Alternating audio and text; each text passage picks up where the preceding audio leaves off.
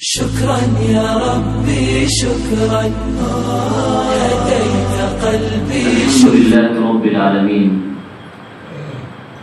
والعاقبة للمتقين والصلاة والسلام على سيد الأنبياء والمرسلين وعلى آله وصحبه أجمعين. قال تبارك وتعالى في كلامه المحكم: أعوذ بالله من الشيطان الرجيم بسم الله الرحمن الرحيم. يا أيها الذين آمنوا قوا أنفسكم وأهليكم نارا.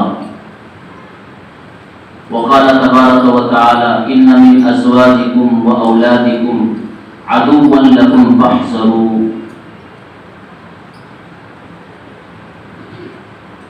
صدق اللہ العظیم. محترم مکرم برادران اسلام اور دینی بھائیوں،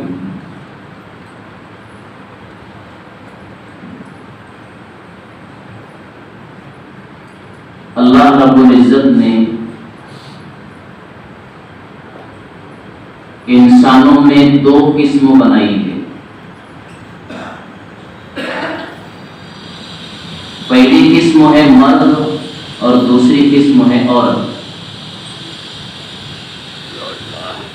اور یہ دونوں سماج کا ایک مضبوط حصہ ہے. دونوں زندگی کی گاڑی کے مضبوط پہیے. ایک پہیے کے ہٹا دو تو گاڑی زندگی کی نہیں چلے گی. چاہے مرد کو ہٹا دو تو بھی نہیں کام چلے، اور عورت کو اگر گاڑی کے اس پہیے کے طور سے نکال دو تو بھی گاڑی نہیں چلے. حضرت آدم علیہ السلام کو جب اللہ تعالیٰ نے جنت میں بھیج دیا، مجسمہ بنا دیا، روح ڈال دی اور جنت پہنچ گئے. اب جنت میں تو سب ہے نا، لیکن جی نہیں لگتا تھا. جنت میں کیا نہیں، جو چاہیں گے وہ ہے. قرآن کا وعدہ ہے: وَلَكُمْ فِيهَا مَا تَشْتَهِي أَنفُسُكُمْ وَلَكُمْ فِيهَا مَا تَدَّعُونَ.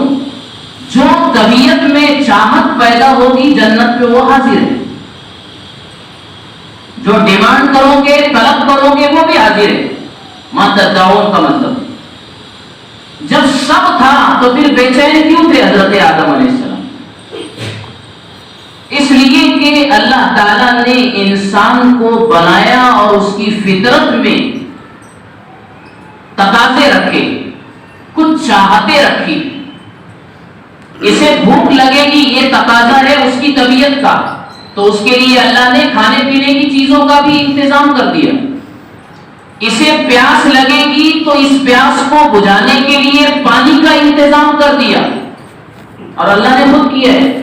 ہم تو کوشش کر کے اسے حاصل کرتے ہیں، نظام اللہ نے بنایا ہے.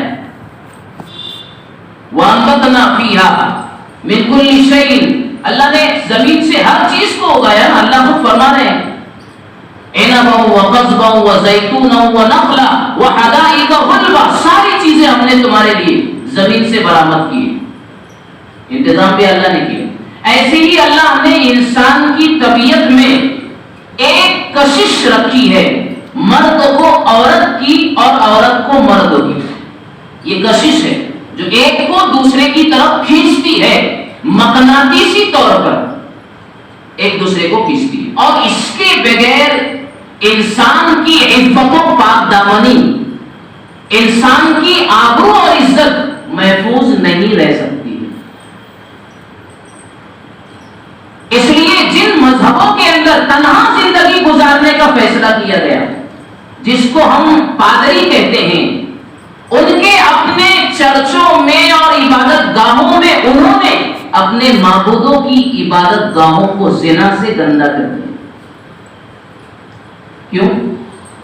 اس لیے کہ انہوں نے اللہ کے بنائے ہوئے اس نظام میں فطرت کو اپنے ہاتھ سے کچلنے کی کوشش کی.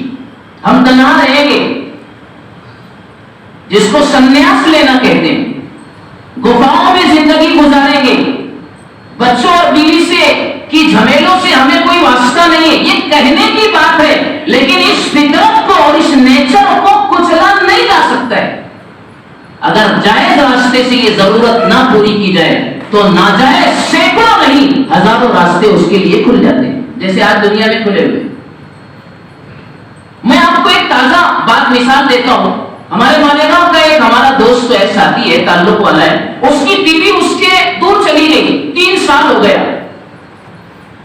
ایک دم کرنٹ بات بتا رہا ہوں میں، وہ مقدمہ اور وہ کیس میرے ہی پاس ہے۔ وہ کہنے لگا مولانا دوسری شادی نہیں ہوتی ہے، پہلی بیوی آنے کو تیار نہیں ہے، اس لیے کہ اس کے بھائیوں نے اس کو گورنمنٹ جاب دے دی۔ آپ سنیے میری بات، اس کے بھائیوں نے اسے گورنمنٹ جاب دے دی ہے، میں اسے گورنمنٹ جاب پر رکھنا نہیں چاہتا ہوں، مجھے اللہ نے طاقت دی ہے، قوت دی، وہ بھی ٹیچر ہے، ہمارا تو بھی ٹیچر ہے، لیکن اس فرق تو اتنا ہے کہ یہ پرائیویٹ ٹیچر ہے اور اب وہ گورنمنٹ سرونٹ ہو گئی۔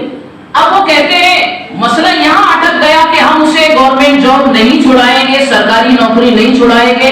مرد کہتا ہے مجھے نوکری کروانا نہیں۔ اصول شریعت کی روشنی میں مرد تو اپنی جگہ صحیح ہے، کیونکہ کمانے کی ذمہ داری مردوں کے کاندھے پر شریعت نے ڈالی ہے۔ بیوی اور عورت کے ذمہ کمانا نہیں ہے، اس کے ذمہ شوہر کے لیے سکون بننا، اس کے ذمہ اپنے گھر کے انتظامات کو سنبھالنا۔ اس کی شرعی اور اخلاقی اور سماجی ذمہ داری یہ ہے کہ وہ اپنی کوکھ سے جنم لینے والی اولاد کو اللہ اور اس کے رسول کا ڈر سکھائے گی، بہترین آداب زندگی سکھائے گی، بہترین اس کی اسلامی تربیت کرے گی۔ یہ ملکہ ہے اپنے گھر کی، یہ کسی بازار کی زینت بننا اس کے حق میں نہیں ہے، یہ اس کی شان کے خلاف بات ہے۔ وہ کہتا ہے میں نہیں رکھوں گا، اب وہ کہتا ہے مولانا وہ بزید ہے اور مجھے نوکری کروانا نہیں ہے۔ بولے مولانا میں نے دوسرے نکاح کی کوشش کی، 10 جگہ سے میں ٹھکرا دیا گیا، صرف اس لیے کہ تمہاری پہلی بیوی کا میٹر چل رہا ہے، اسے سالو کرو، ساری خوبیاں لڑکے میں موجود ہے، لیکن سماج اس کو اپنی حلال بیٹی دینے کے لیے تیار نہیں ہے۔ وہ کہتا ہے مولانا میں کتابوں میں پڑھتا ہوں تو میں ڈپریشن کا شکار ہو چکا ہوں، میں ذہنی تناؤ میں اس قدر آ چکا ہوں کہ میں خودکشی کرنا چاہتا ہوں یا پھر زنا کے اڈوں پر جانا میں اپنی عادت بنانا چاہتا ہوں۔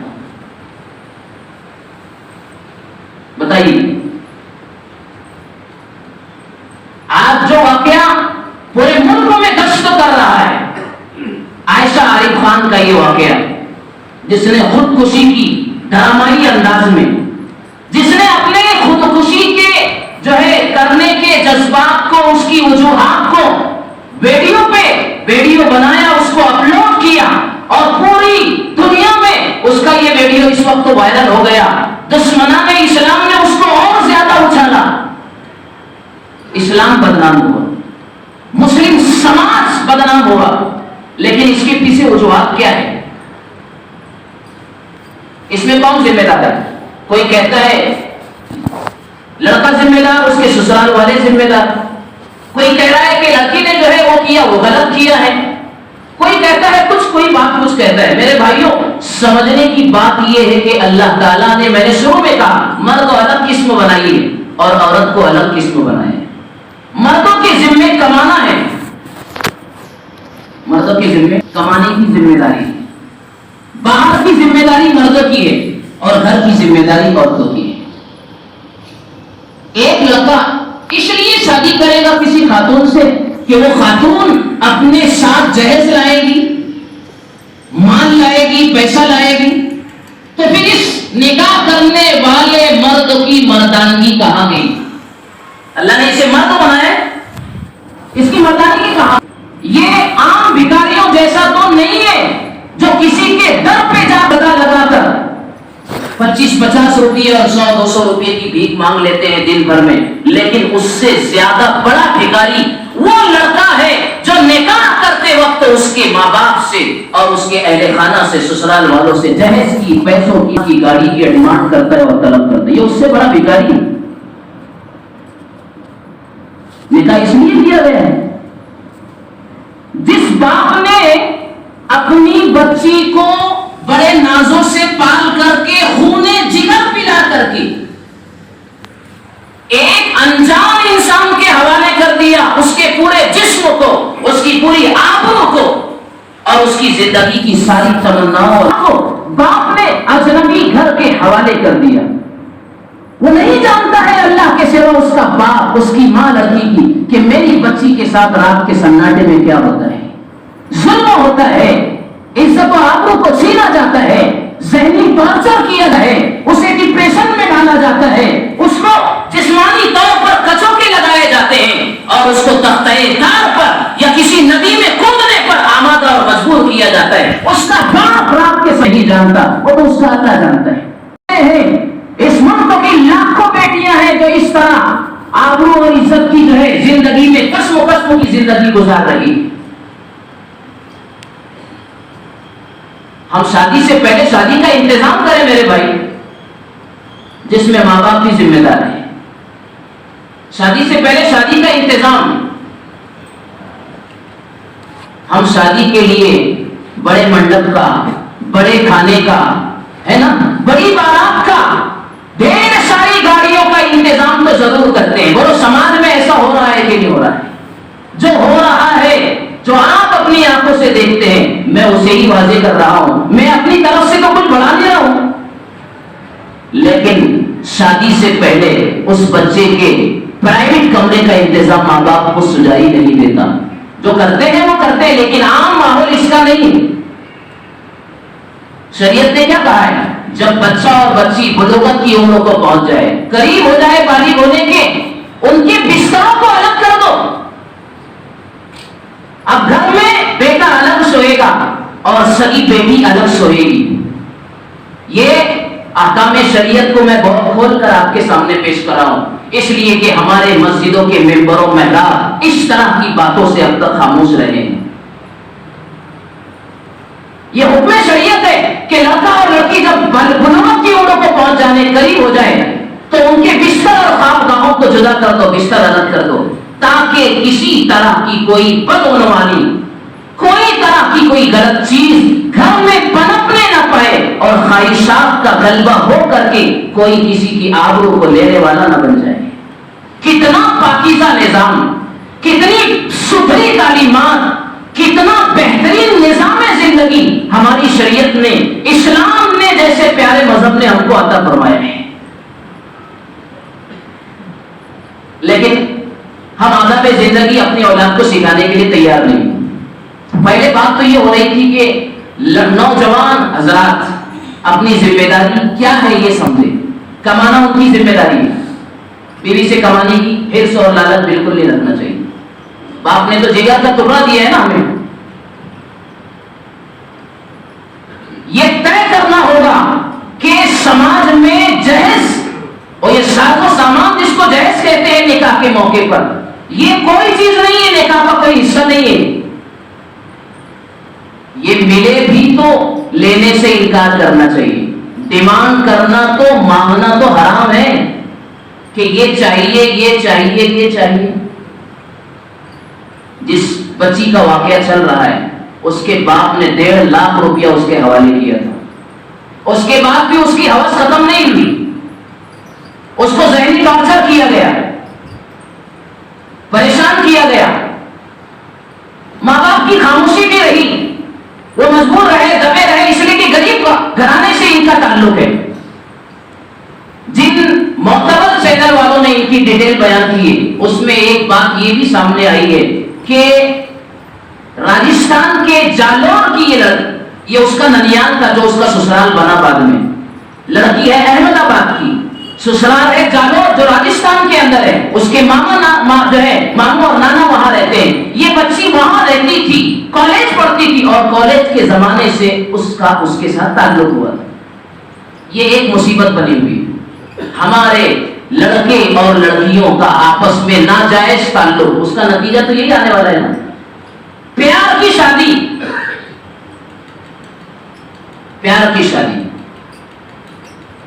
رشتہ لگنے سے پہلے اسکول اور کالجوں کے اندر ایک دوسرے سے شناسائی ہو جانا، ایک دوسرے سے جو ہے یہ اس طریقے کے ناجائز اور چھپ کر کے ملنا، اور پھر جو ہے یہی ان کے ساتھ ہوا کہ وہ رشتہ آیا اور شادی ہو گئی، اور ایسا لگا لڑکی کے ماں باپ کو کہ یہ بڑا مالدار گھرانے کا لڑکا ہے، لیکن ماں باپ نے اپنی بچی کے لیے یہ عارف خان جو لڑکا ہے اس کی مالداری کو تو دیکھا، اس کے کیریکٹر کو نہیں دیکھا۔ مالداری دیکھیے. چلو ہم جیسے غریب لوگ، کمزور لوگ، سماج میں خستہ حال لوگ، اتنے بڑے مالدار گھر کا میری بچی کو رشتہ آیا ہے، جبکہ پہلے سے ان کا ناجائز تعلق اور کنیکشن چلتا رہا. رشتہ آیا فوراً قبول کر لیا، لڑکے کے اخلاق نہیں دیکھے، کیریکٹر نہیں دیکھا، صرف وہ مالداری کو دیکھا. اور وہ مالدار کتنا بڑا بھکاری نکلا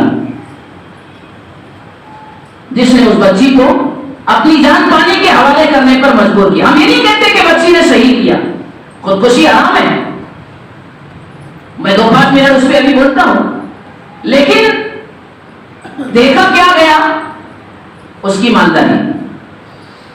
اس لیے شریعت پکار کر میرے بھائیوں صدیوں سے ہم سے یہ کہہ رہی ہے، قرآن و حدیث زمانے دراز سے مسلم سماج کو یہ کہہ رہا ہے کہ بچے اور بچی کے نکاح کے موقع پر جو چیز بنیاد بنا کر اپنی بیٹی کو کسی کے حوالے کرنا ہے یا کسی کی بیٹی کو بہو بنا کر اپنے گھر لانا ہے، اس کی بنیاد حسن و جمال نہ رہے، اس کی بنیاد مال و دولت نہ رہے، اس کی بنیاد اس کا معزز قبیلہ اور خاندان نہ رہے، اس کی بنیاد صرف اور صرف فاظفر بذات الدین، دین، اخلاق، اس کے کیریکٹر اور اللہ سے ڈر کر کے زندگی گزارنے کا سلیقہ اور قرینہ، یہ اگر کسی بچے اور بچی میں مل جائے میرے بھائیوں تو اس رشتے کو سدا غنیمت جانو، فوراً ہاں کر دو، چاہے اس کے پاس دولت نہ ہو، چاہے اس کے پاس گاڑی گھوڑے اور بنگلے نہ ہو، لیکن بچی کے لیے اگر دیندار گھرانے کا رشتہ آ جائے فوراً قبول کر لو. ورنہ حدیث پاک میں اللہ کے رسول صلی اللہ علیہ وسلم فرماتے ہیں اذا جاء احدکم من ترضون دینہ وخلقہ فزوجوہ وإن لم تکن ففتنة فی الارض او فساد کبیر.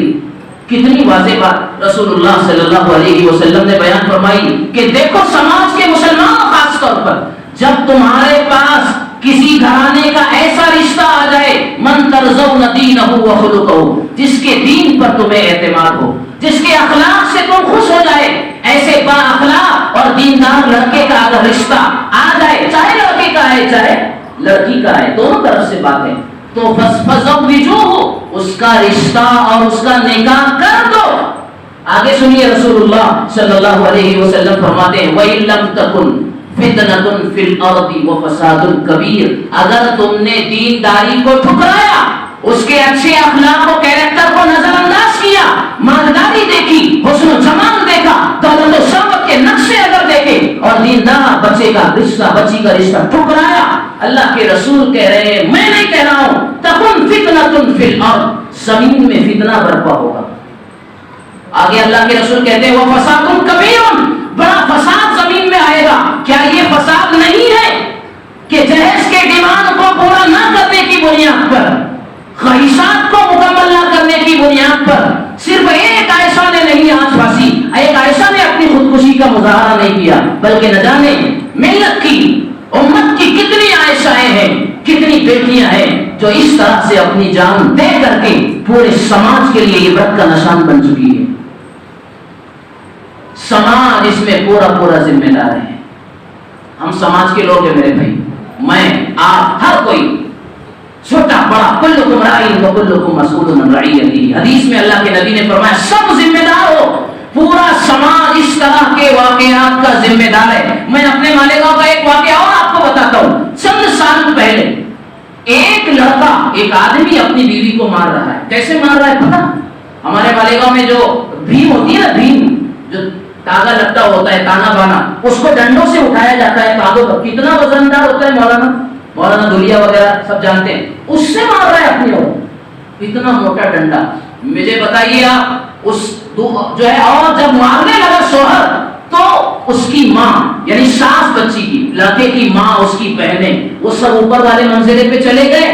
یہ مارتا رہا، اس بیچاری کی چیخیں اور صدائیں نکلتی رہی، آزو بازو کی صدائیں اس کی جاتی رہی، لیکن اس کو کوئی بچانے کے لیے بھی نہیں آیا. اس کی چیخوں کو آس پڑوس والے سنتے رہے، اس کی ساس ننن سنتی رہی، لیکن اس کی جان کو بچانے کے لیے 2 قدم کسی نے آگے نہیں بڑھایا.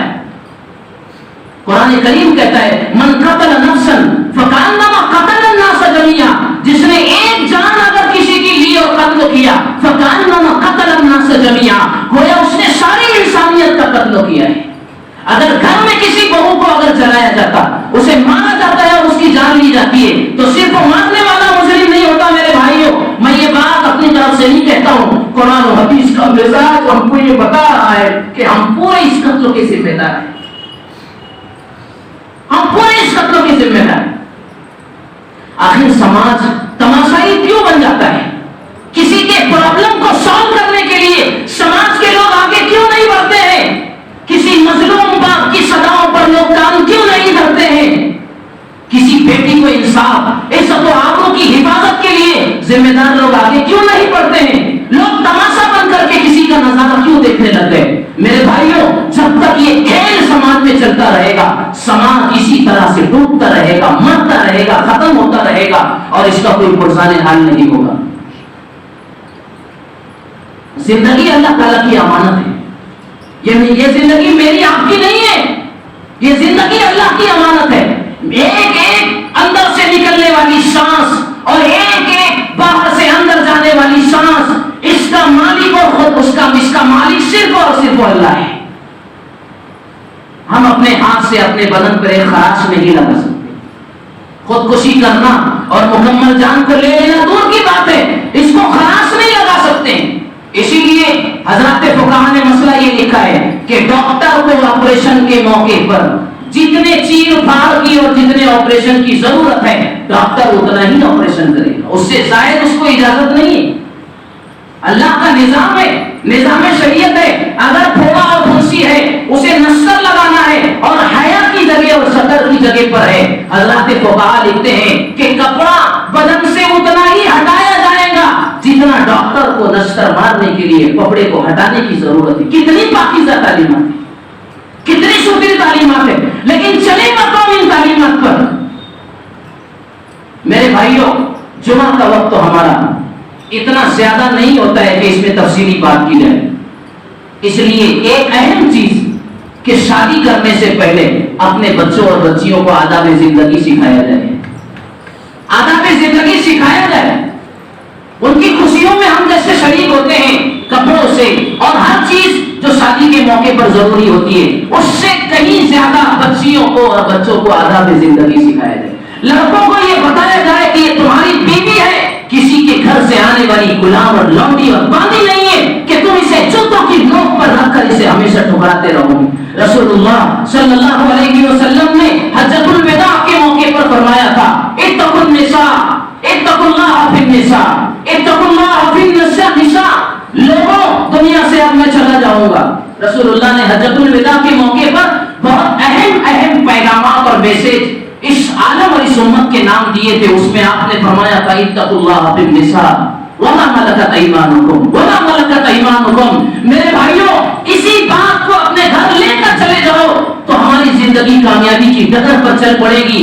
اللہ کے رسول امت کے اس عظیم الشان جلسے میں اور عظیم الشان طبقے سے کہہ رہے تھے، جب آپ دنیا سے رخصت ہو رہے تھے، اللہ سے ڈرنا عورتوں کے بارے میں، اللہ سے ڈرنا عورتوں کے بارے میں، اللہ سے ڈرنا اپنے ماتحتوں کے بارے میں جو تمہارے ماتحت رہتے ہیں، تم ان پر حاکم ہو، تم ان پر طاقتور ہو۔ اللہ نے تم کو دبدبہ دیا ہے، اپنی طاقت کا ناجائز استعمال مت کرنا، اپنے غرور کو خاک میں ملا کر کے اس عورت کے ساتھ نرمی کا، اچھا بہترین اور اخلاق کا سلوک کرنا۔ رسول اللہ صلی اللہ علیہ وسلم فرماتے ہیں کہ خیرکم لأہلہ وانا خیرکم لأہلی۔ تم میں سب سے بہترین انسان، تم میں سب سے بہترین انسان، سرٹیفکیٹ دیا جا رہا ہے مجھے اور آپ کو، سب سے بہترین انسان وہ ہے جو تم میں اپنے گھر والوں کے ساتھ اچھا سلوک کرتا، نرمی کا معاملہ کرتا ہو۔ اور آپ نے فرمایا وَأَنَا خَيْرُكُمْ لِأَهْلِي، اور میں اپنے پریوار اور اپنے بیوی بچوں کے ساتھ اچھا اور بہتر معاملہ کرتا ہوں۔ غلطی کس سے نہیں ہوتی، اس لیے گھر والوں کے ساتھ نرمی کا معاملہ کیا جائے۔ ڈرو، اللہ سے ڈرو، ان پر سختی کرنے سے، انہیں مار پیٹ کرنے سے، ذہنی ٹارچر کرنے سے اور ان سے مال و متاع کے ناجائز مطالبات کرنے سے تو اپنے آپ کو ہر حال میں بچانا ہے۔ اللہ نے مردوں کو طاقت قوت دی۔ سب نوجوان آج کی اس مجلس میں طے کرے، عہد کرے کہ 1 روپیہ بھی ہم اپنی بیوی کی طرف سے آنے والا نہیں کھائیں گے. سسرال سے کبھی ان کو اس نسبت پر تنگ اور پریشان نہیں کریں گے کہ وہ اپنے سسرال اور اپنے ماں باپ سے کوئی پیسہ لائے, کوئی گاڑی لائے, کوئی اور زندگی کی چیز لائے. ہم اسے کبھی قبول نہیں کریں گے. یہ تو بے غیرتی کی بات ہے. اللہ تعالیٰ فرماتے ہیں الرجال قوامون علی النساء, الرجال قوامون علی النساء, کہ مردوں عورتوں کے اوپر حاکم اور طاقتور بنائے گئے. اور حاکم اور طاقتور کا مطلب یہ کہ بیوی اور بچوں کے سارے بوجھ اٹھانا مردوں کے کاندھوں پر ڈالا گیا ہے.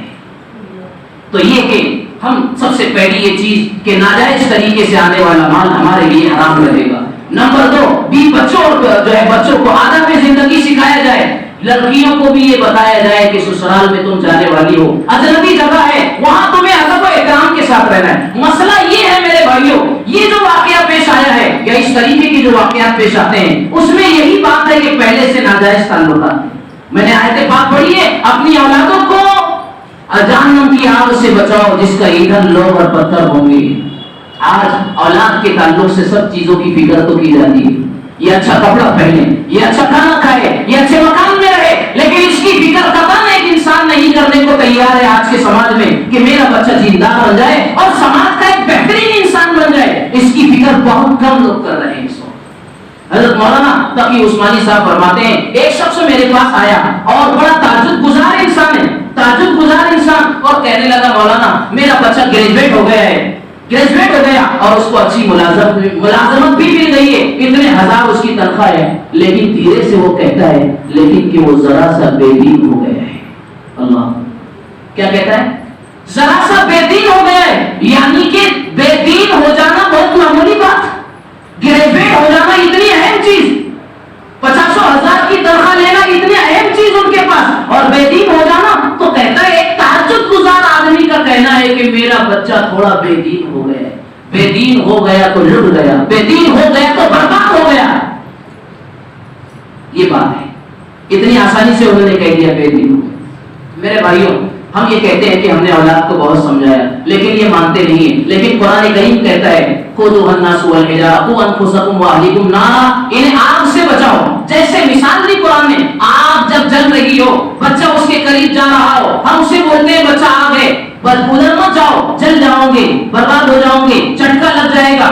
کیا پھر بھی اگر بچہ جاتا رہے تو کیا ہم یہ کہہ دیں گے کہ ہم نے تو اس کو بولا تھا کہ یہ آگ ہے, اس کے قریب مت جانا, جل جاؤ گے؟ اتنا کہہ کے ہم خاموش ہو جائیں گے؟ بالکل نہیں خاموش ہوں گے. بلکہ اگر بچہ ہمارے بولنے بتانے کے بعد بھی اگر اسی آگ کی طرف اگر قدم بڑھاتا ہے تو میرے بھائیوں, اگر اس باپ نے خون جگر سے اپنی اولاد کو سینچا ہے, راتوں کے سناٹوں میں اگر اس کے دکھ دردوں کو سہنے والا اگر باپ ہے اور اس کے دل میں اگر ممتا کی ایک شمع بھی اگر چل رہی ہے تو وہ باپ ضرور اپنی جگہ چھوڑ دے گا, اپنا کھانا چھوڑ دے گا, نیوالے کو اندر نہیں ڈالے گا اور اٹھ کر کے اپنے بچے کو لپک کر کے تیزی سے جا کر کے اپنی آگوش میں اٹھا کر آگ سے بچانے کا. آخر کیا ہم سماج کے لوگ اپنی اولاد کو, بچوں اور بچیوں کو اسی طرح سماج میں, معاشرے میں جلنے والی گناہوں کی آگ, بے حیائی کی آگ, بے پردگی کی آگ, ناجائز تعلقات کی آگ, ناجائز خواہشات کو پورا کرنے کی آگ سے اپنے بچوں کو بچانے کی کیا ہم میرے بھائیوں ایسی ہی فکر کر رہے ہیں جیسے کہ دنیا کی آگ سے بچانے کے لیے کی جاتی ہے؟ نہیں کر رہے. اس لیے ناجائز تعلقات اگر بچے اور بچی کے بنتے ہیں, باپ کو نگرانی کرنے کی ضرورت ہے, بھائی کو نگرانی کرنے کی ضرورت ہے, ورنہ یہ عائشہ اور عائشہ جیسی بیٹیاں اس طرح کا جو ہے اپنی جان کو ختم کر کے اس طرح پورے سماج کے لیے بدنامی کا ذریعہ اور باعث نہیں بن سکتی. میں آپ کو بتاؤں تھوڑی سی بات ہے بس. ہم لوگ اس وقت تو بڑے جو ہے کہنا چاہیے کہ ہر کوئی آدمی ایک ڈپریشن اور ایک ذہنی ٹینشن کا شکار ہے. ہمارے پاس کیا کمی کھانے پینے نہیں؟ بولیے نا میرے بھائی, ہے کیا نہیں؟ سب کہو الحمدللہ ہے, زور سے بولو. آج شکر نہیں کرتے ہم لوگ. اللہ نے کیا نہیں دیا ہم کو؟ کھانے کے لیے سب کچھ ہے, رہنے کے لیے مکان ہے, اولاد ہے, زندگی کا سب چین ہے, پھر بھی پریشان اس لیے کہ اللہ کا تعلق ہماری زندگی میں نہیں. اللہ سے جو کنیکشن اور جو رابطہ ہمارا ہونا چاہیے وہ نہیں ہے. میں آپ کو بتاؤں, دنیا کے ترقی یافتہ اور خوشحال ممالک میں سوئٹزرلینڈ آتا ہے, جرمنی آتا ہے, اس طرح کے یہ ممالک ٹاپو ہے سوئٹزرلینڈ، اور ایک آدمی بھی وہاں پر غریب نہیں ہے، ایک آدمی بھی. ہر کوئی امیر ترین ہے، دنیا کا حسین ترین ملک سوئٹزرلینڈ. ایسے جرمنی اور بھی ہے. یہاں سوئٹزرلینڈ میں خودکشی کرنا قانوناً جائز ہے. یعنی اگر وہاں کوئی آدمی اپنی پریشانی اور ڈپریشن کی وجہ سے ڈاکٹر کے پاس جائے اور وہ کہے کہ میں خودکشی کرنا چاہتا ہوں، اپنے کو مارنا اور ہلاک کرنا چاہتا ہوں، تو ڈاکٹر اس سے ایک سرٹیفکیٹ پر لکھوا کر دستخط لے گا اور اسے ٹیکا لگا کر کے ختم کر دے گا. قانوناً جائز ہے. آپ اندازہ لگاؤ، جب ملک خوشحال ہے، کوئی غریب نہیں ہے، زندگی کے سارے عیش و عشرت کے نقشے ان کے پاس ہے، اور خودکشی لوگ کر رہے ہیں. وجہ اسی یہ ہے کہ اللہ کا جو تعلق ان کے پاس ہونا چاہیے وہ نہیں. زندگی بے چین، دل بے قرار، پریشان ہے، سب کچھ ہوتے ہوئے زندگی کا چین نہیں ہے، خودکشیاں ہو رہی ہیں. امریکہ میں دنیا میں سب سے زیادہ خودکشیاں ہوتی ہیں. کس چیز کی کمی ہے ان لوگوں کے پاس؟ میرے بھائیو، کمی اگر ہے تو اسی چیز کی کمی ہے جو دولت اللہ تعالیٰ نے مجھے اور آپ کو عطا کی ہے، ایمان کی، اللہ کے تعلق کی، توحید کی، اسلام کی. میرے بھائیو، سچے دل سے اسلام کی اس ڈگر اور تعلیمات پر خود اپنے آپ کو، اپنی اولادوں کو لانے کی کوشش کیجیے. یہی ہماری زندگی ہے، اسی میں ہماری زندگی کا لطف اور مزہ ہے. اس لیے پورے سماج کو اپنے سماج میں پھیلنے والی برائیوں کے تعلق سے فکر کرنا ہے. کوئی خودکشی نہ کرے. خودکشی کرنا حرام ہے، بالکل نہیں کر سکتے. جان نہیں لے سکتے، اپنی خلاص نہیں لگا سکتے. بس آخری بات، خودکشی کا سزا یہ ہے کہ دنیا میں جو شخص جس طریقے سے، جس آلے اور ہتھیار سے خودکشی کرے گا، اپنے آپ کو ہلاک کرے گا، حدیث پاک میں موجود ہے کہ کل حشر میں، قیامت میں، ویسے ہی جہنم میں اپنے آپ کو بار بار ہلاک کرتا رہے گا اور مارتا رہے گا. کتنی خطرناک اور سخت طریقہ. اور کوئی بھی مسئلہ ہو میرے بھائیوں، اپنے فیملی کا، اپنے پریوار کا، بیوی کا یا اور کسی کا، اس کا حل خودکشی بالکل نہیں. اور آخری بات کہوں گا، ذرا ہم دوسروں کے معاملات میں بھی تاکیں اور جھانکیں. دوسروں کے معاملات میں کیا چل رہا ہے، یعنی دیکھیں کوئی کس پریشان تو نہیں ہے. اگر کوئی پریشان ہے سماج میں، آس پڑوس میں اور دور قریب میں، تو اس کے میٹر کو اور اس کے مسئلے کو حل کرنے کے لیے محبت کے ساتھ آگے بڑھنے کی کوشش کریں میرے بھائیوں. کہیں ایسا نہ ہو کہ سناٹے میں اور تنہائیوں میں کوئی مظلوم زندگی سے ظلم برداشت کر رہا ہے اور کوئی اس کی صدا پر آگے لبیک کہنے نہیں جاتا ہے.